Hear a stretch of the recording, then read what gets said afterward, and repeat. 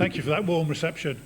As chairman of the 1922 committee and returning officer in the leadership contest, I can now give you the results of the fourth and final parliamentary ballot, which is good news for all of us in that respect. So 120 MPs voted, and I can report the numbers of votes for each candidate as follows. Kemi Badenoch, 42 votes. James Cleverly, 37 votes. And Robert Jenrick, 41 votes. So, as a result of that ballot, James Cleverly is eliminated from the contest, and Kemi Badenoch and Robert Jenrick now go forward to the ballot of members. Thank you very much for your attendance. Wow. Well, that was a result I don't think few people saw coming. The bookmakers certainly did not see that coming. Just to repeat, James Cleverly, who was the bookies' favourite, he was 16 to 1 on to make the final two this morning. He was odds on 1 to 1 to be the next leader, dramatically kicked out of the final three, scraping 37 votes together, only putting on from yesterday. He went actually from 30, what did he have yesterday? He went down. So 37 votes for Cleverly, 42 for Kemi Badenoch, who took the most votes. Robert Jenrick on 41 votes. That means we've got a head-to-head for the leadership contest of the two right-wing candidates. I don't think anybody saw that one coming, and Gawain Towland here threw his head back in exhaustion, in laughter. Nobody saw that coming whatsoever. Now we can speak with GBNews political editor Chris Hope. Chris Hope.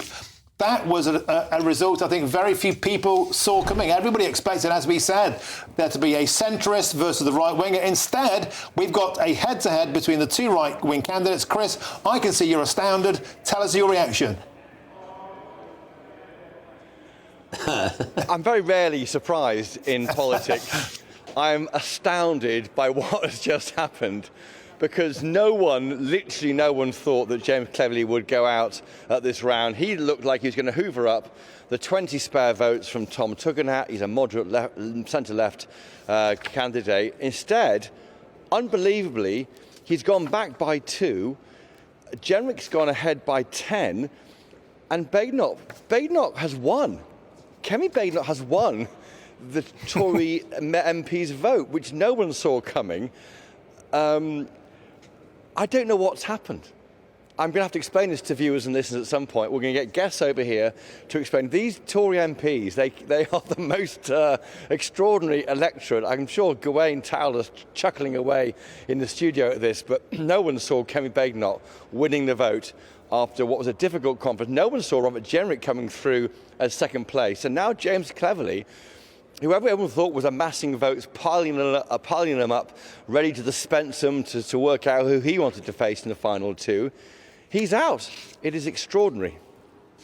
If you'll bear with me, Martin, I will ask him now what the hell just happened. Andrew Bowie, welcome to GB News. That's good to see. What on earth just happened? Well, I mean, you tell me. What did happen, though, is quite clear. The members' favourite topped the ballot. Kemi won the votes of MPs, demonstrating that she has support from across the party, a majority of MPs backing her now.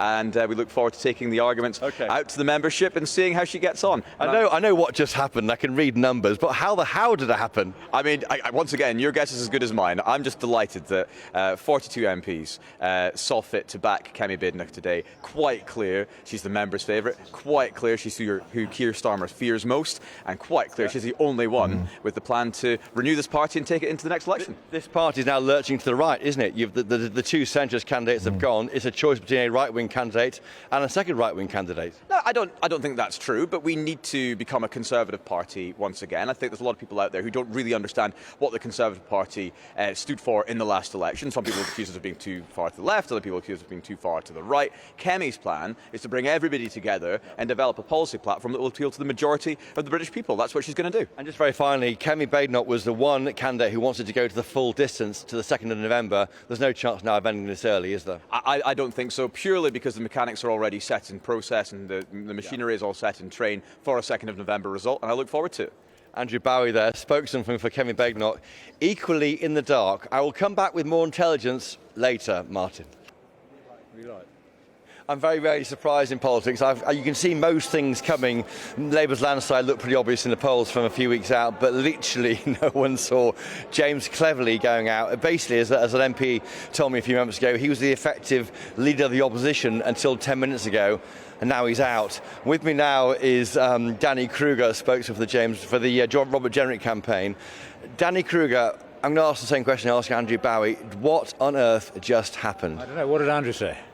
He talked about the numbers, but what happened? How has it happened? OK, listen, it's inexplicable to understand Conservative MPs. What I'm pleased about is that a lot of them voted for Robert Jenrick.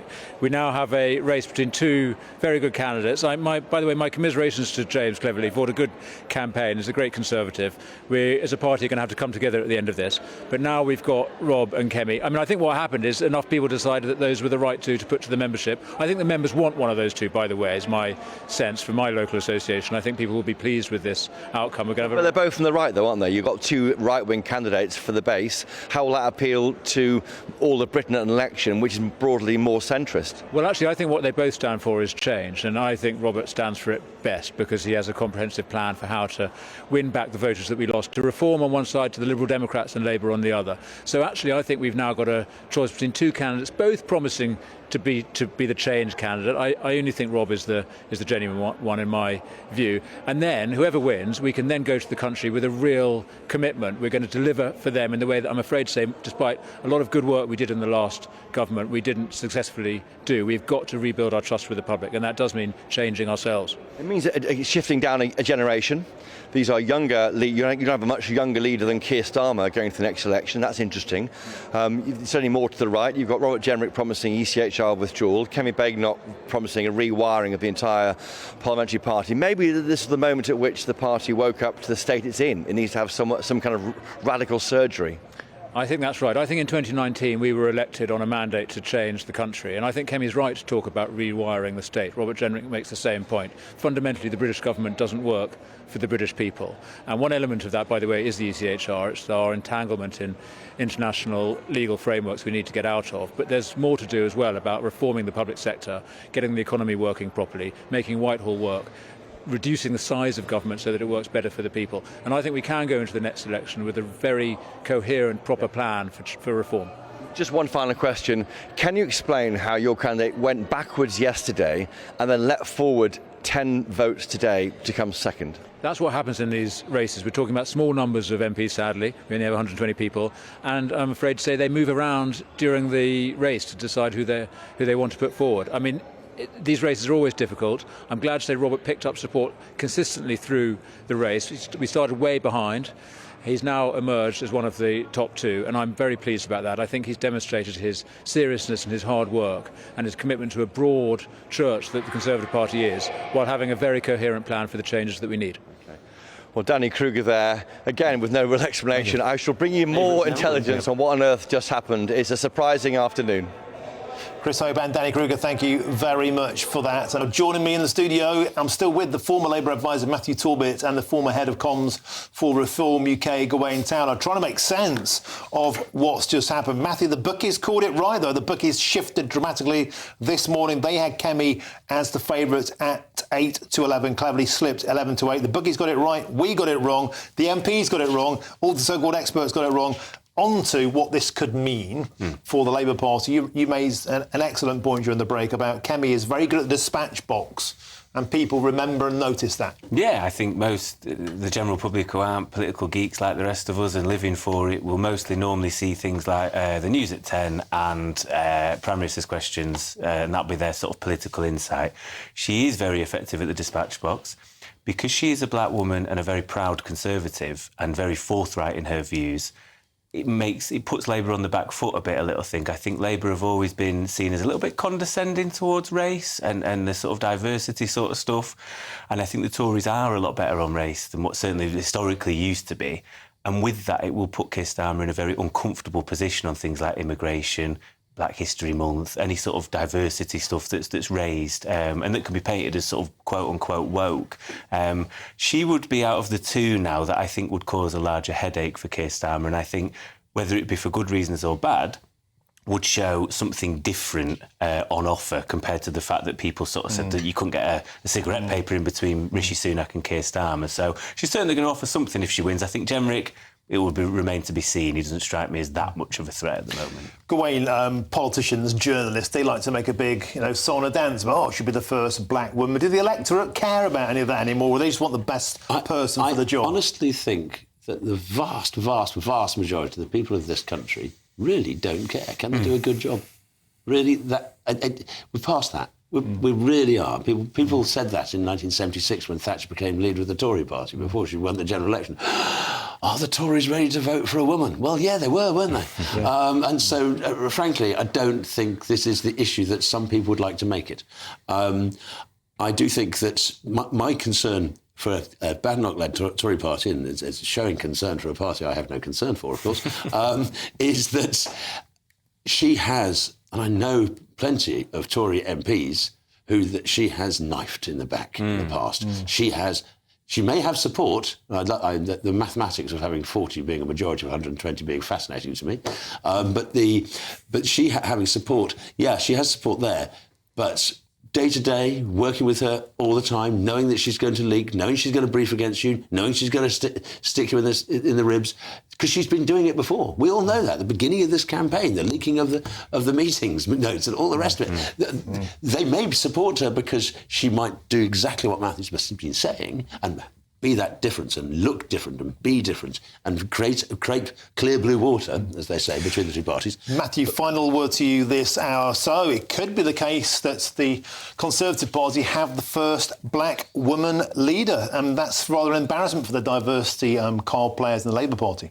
Yeah, I've always said I don't know how much longer the Labour Party can call themselves the Progressive Party when the fact that, the Conservatives will have had 3 women Prime Ministers, they've had an Asian Prime Minister. We're getting ready to go potentially for the first black female and the 4th female regardless, and we're still electing posh men from London. So it's not a great look. And if they may get another... I think Cleverly will get a second bite of the cherry. I think if she goes during the locals, they have a bad locals in 2 years, they might have another one. OK, superb stuff. Matthew Talbot, Gawain Taylor, thank you very much for our so-called expert analysis.